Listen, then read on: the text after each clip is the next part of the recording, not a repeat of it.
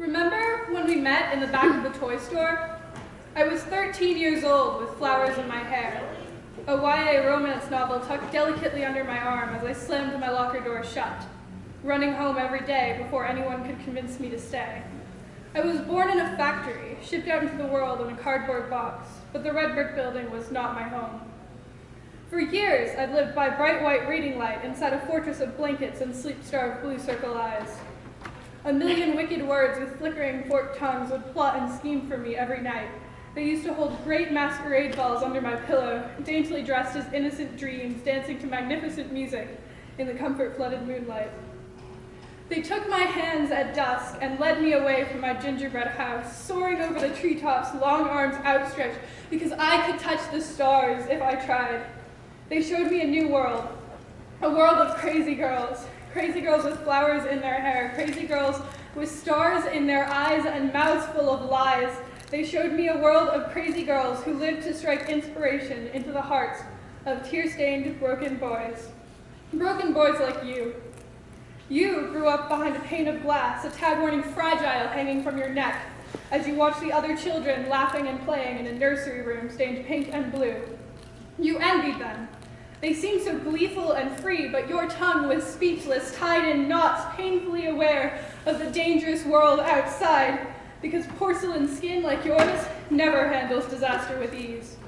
Still, glass can only protect so much, and you can remember a clenched knuckle fist as it broke through the window and pulled you out into the light. The fall to the ground was centuries long, but the sound of a foot crunching through your swollen, lonely heart continues to visit your ink-blocked nightmares daily. Somebody rescued you in the dead of night, picked up your pieces, glued you together, and tried so hard to make you whole. Bewitching hour, and you opened your big brown eyes, but you were changed and now 10 times as afraid.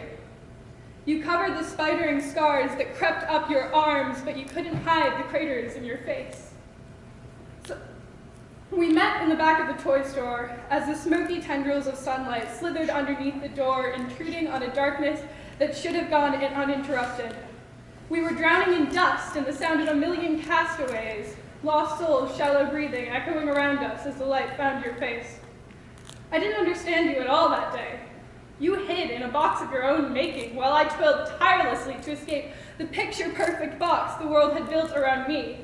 What I didn't realize was that as I tore out of one box, I climbed promptly into another, one of those crazy girls that spun splendid stories but lacked life.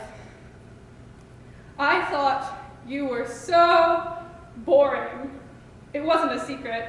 I stamped on what little self-esteem you had with every line of conversation, wondering why you wouldn't step outside of your box and come dance with me in the pouring rain.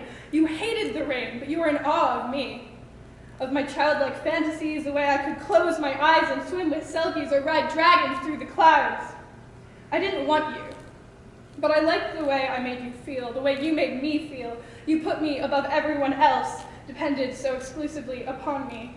It became a dangerous game. How far can I make you fall without being asked for anything in return? And you needed a friend just enough to let me pull it off. If I were to suddenly step back, your whole world would fall apart. You needed me, nearly worshipped me, and I was addicted to that. The pedestal you put me on was taller than the tallest skyscraper, but it's windy up there with no railings to hold onto, and I could feel my fingers slipping.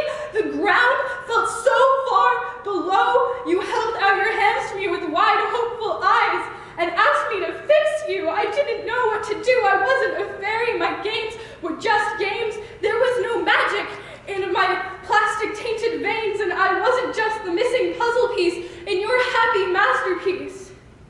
I was a puzzle. And I had so many missing pieces, all on my own. I realized that you didn't even know me. The girl you saw in me was a poisonous illusion, my tempestuous creation, a character contrived of plastic and paint and perfection and pain. I realized that I didn't even like you, but I was so alone when you weren't around. Alone and helpless, not a goddess. I didn't put the stars in the sky, no matter how much you believed that I could.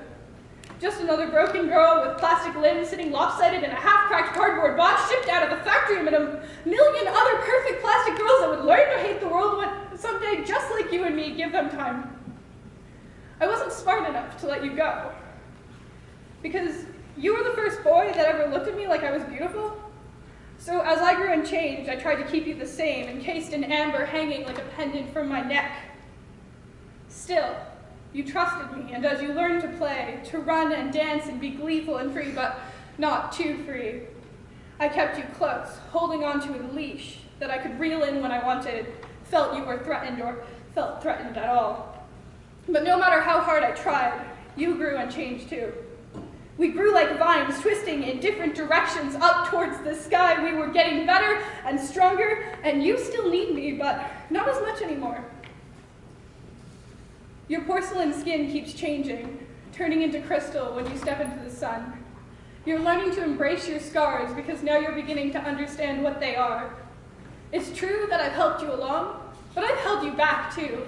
And now you're growing all on your own. And just the other day, you told me that I was the boring one. I'm afraid you might be right.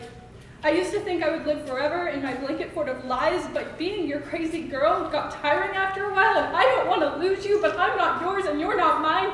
And I really think this friendship was doomed from the moment I first said hi. I'm shedding the plastic and the cardboard box. I no longer hide under blanket forts, but there's something that has chased me through this encompassing dark.